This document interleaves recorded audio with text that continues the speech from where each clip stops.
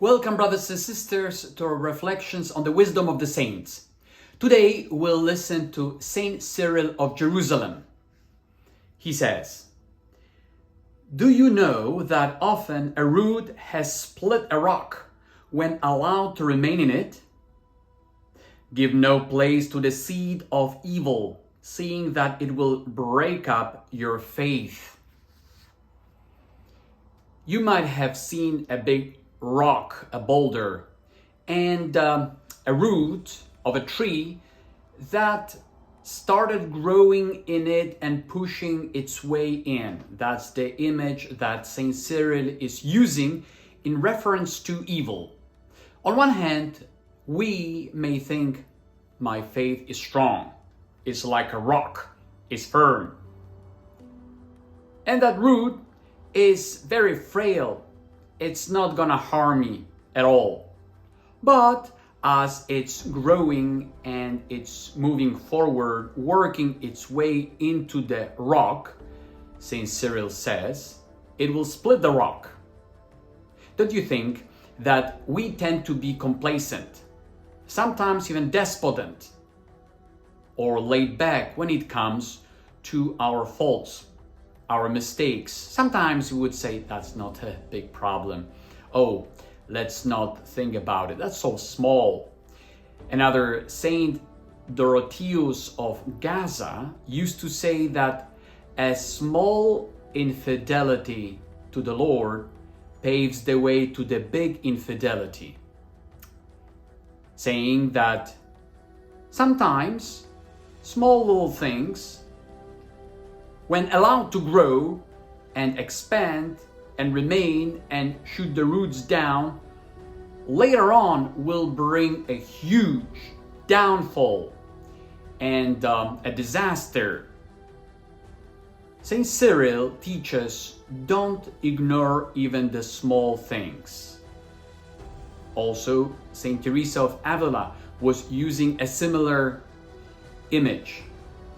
Also in her life, for a long period of time, she would be paying attention only to big vices and weaknesses in her behavior until she met the spiritual director who asked her to start paying attention also to small, seemingly insignificant problems and faults.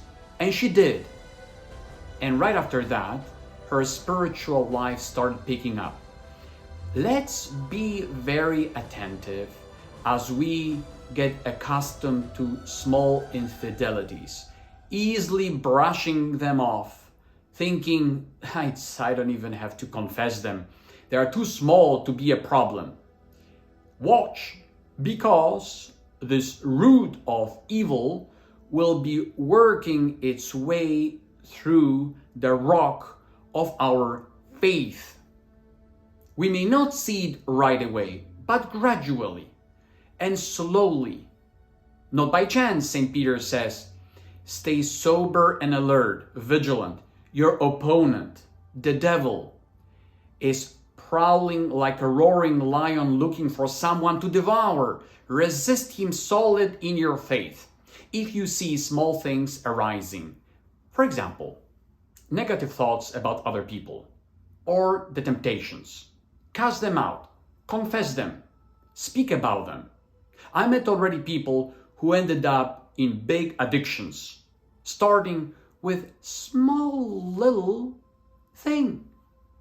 Once, 5 times, 15 times, and they were always very nicely self-justified in front of others. It wasn't a problem until that root growing split their lives, sometimes their marriages and their families, and created a lot of havoc.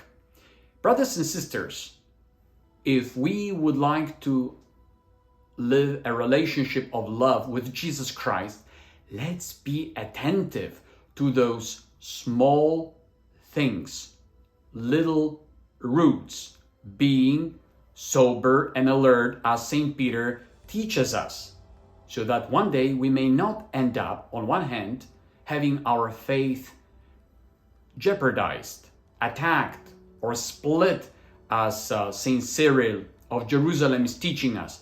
But also, we may find ourselves slacking in our spiritual growth. We may be stagnant, even moving backwards, because, as many people say, I don't commit big sins like other people do. That's not the right approach.